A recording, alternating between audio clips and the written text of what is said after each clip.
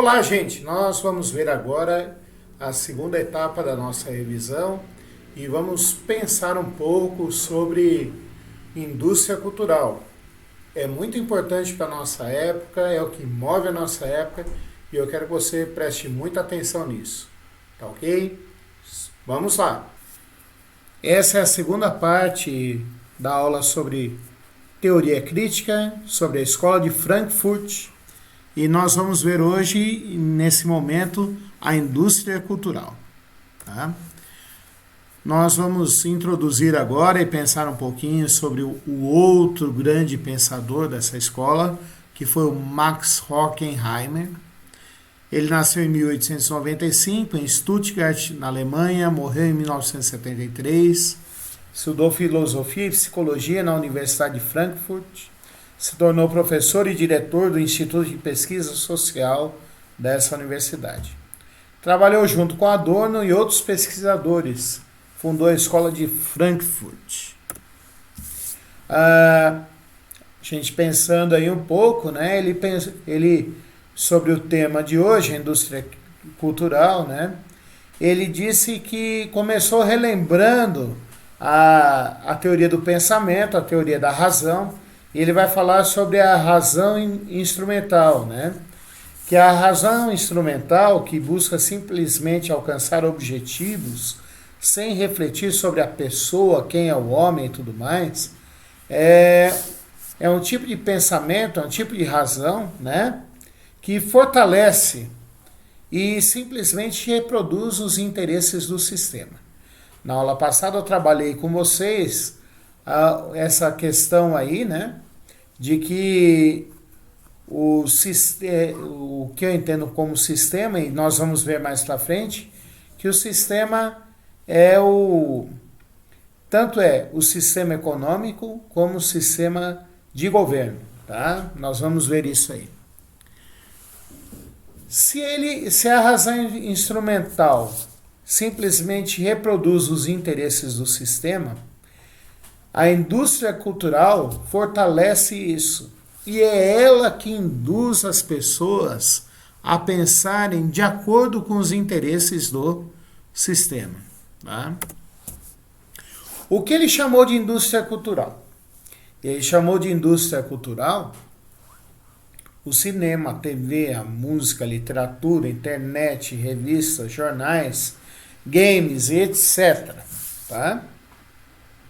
Segundo eles, quem manda, seja através do dinheiro, que é o poder econômico, ou através da autoridade governamental, manda nessas indústrias, tá? E como já estava mandando na estrutura da sociedade. E eles usam, né? Quem está mandando usa os meios culturais para que as pessoas pensem, sintam e tenham as vontades, queiram, de acordo com seus interesses. Tá? O resultado disso é o que ele chamou de cultura de massa. Tá?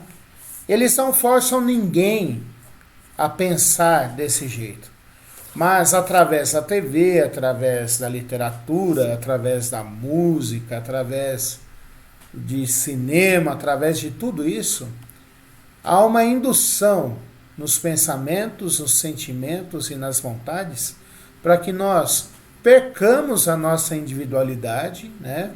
Deixemos de pensar de maneira própria, autônoma e comecemos a pensar de uma forma só, tá? Como se nós fôssemos um coletivo, tá? E esse coletivo é que é chamado de cultura de massa.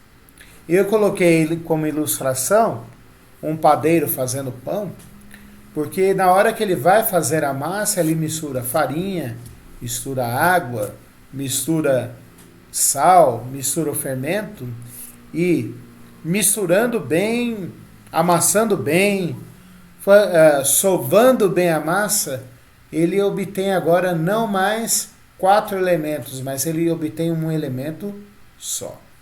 Tá? E é isso que os meios de comunicação em larga escala, também chamado de meios de comunicação em massa, querem fazer com que eu e você pensemos numa coisa só, tá? É interessante que o nosso livro aí coloca que a cultura em massa, os meios de comunicação em massa, são um dos principais instrumentos para a manutenção do sistema, da sociedade, ou para a mudança deles. Tá? Aprofundando isso aí. Que horas que vai agir o meio de comunicação em massa? Nos nossos momentos de lazer e de descanso. Onde que nós estamos com o nosso alerta desligado.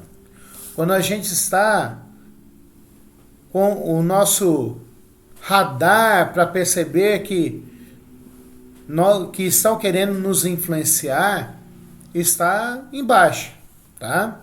Quando o nosso antivírus está desligado, tá? É nesse momento que ele vai agir. Não vai agir como a escola, como o trabalho, como as ordens governamentais. Vai ser sorrateiro, de leve, tá? A indústria cultural normalmente envolve prazer. Essas outras coisas, esses outros meios de dominação, não envolvem o prazer. Tá? Continuando, a gente pode dar como exemplo a indústria musical. Geralmente é um estilo musical que predomina numa época. Né? E aí eu coloquei, tem uma melodia, um tema, uma coreografia especial para cada estilo. Eu vou pegar aqui como exemplo o funk, ou pancadão. Né? O funk e o pancadão foi criado aqui, foi trazido aqui para o Brasil há mais ou menos 20 anos atrás. Né? Tem a sua melodia própria, que é até certo ponto envolvente, que faz a gente querer se mexer.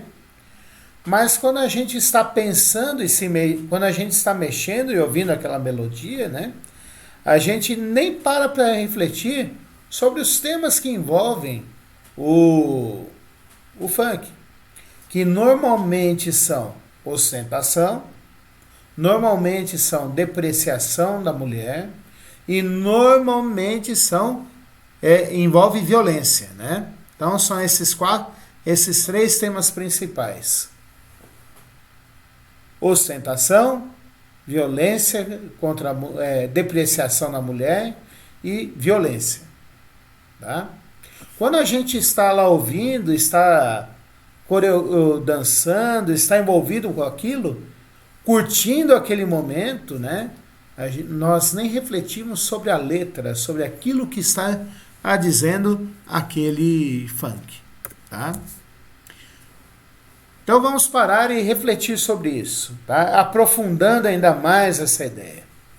Segundo a escola de Frankfurt, esse momento de curtir nos distrai e faz que nós não pensemos sobre a nossa realidade. Não só não pensemos sobre a letra que está sendo tocada, que nós estamos ouvindo, mas faz com que a gente se esqueça da nossa realidade, com que a gente se desconecte, com que caia a nossa conexão da realidade, tá? Esse não pensar, essa desconexão, faz com que a gente não perceba os problemas que estão ao nosso redor. Porque a gente está tão envolvido no curtir, no momento de prazer, naquele momento de se envolver naquele momento, que a gente não percebe que a realidade está aí, os problemas que estão acontecendo e que precisam ser mudados. Né? Esses problemas precisam ser solucionados e mudados. Tá? Essa ideia não é uma ideia nova. Tá? Essa ideia é uma ideia que vem desde o Império Romano, que na época o slogan dessa ideia era Panis et Circus. Né? Como fazer com que o povo esteja sempre feliz, dando comida e diversão. Tá?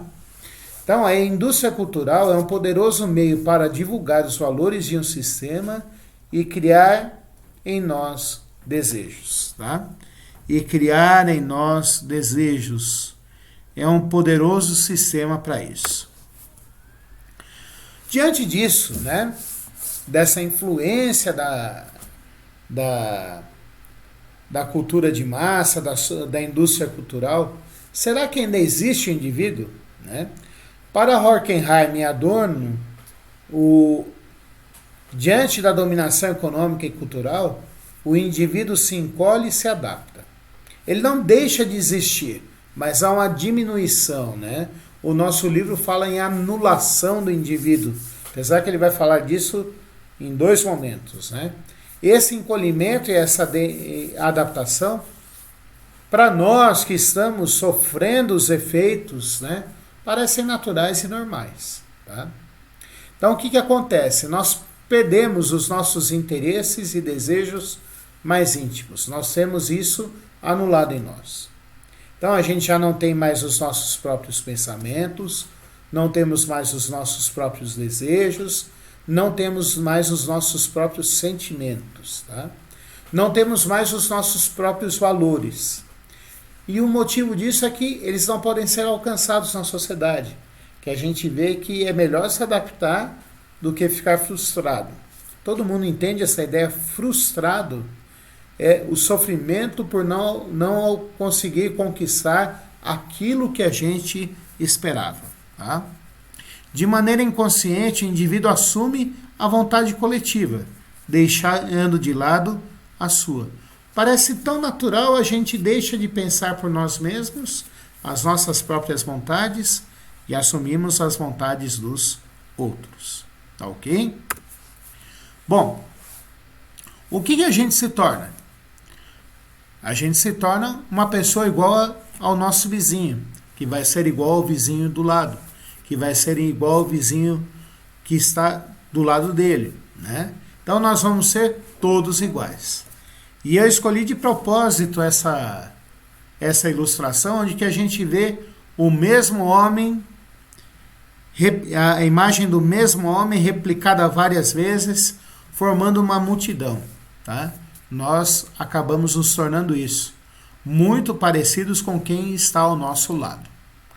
E isso vai fazer com que a gente mantenha a sociedade e mantenha o padrão social existente, mantenha a estrutura social existente, tá?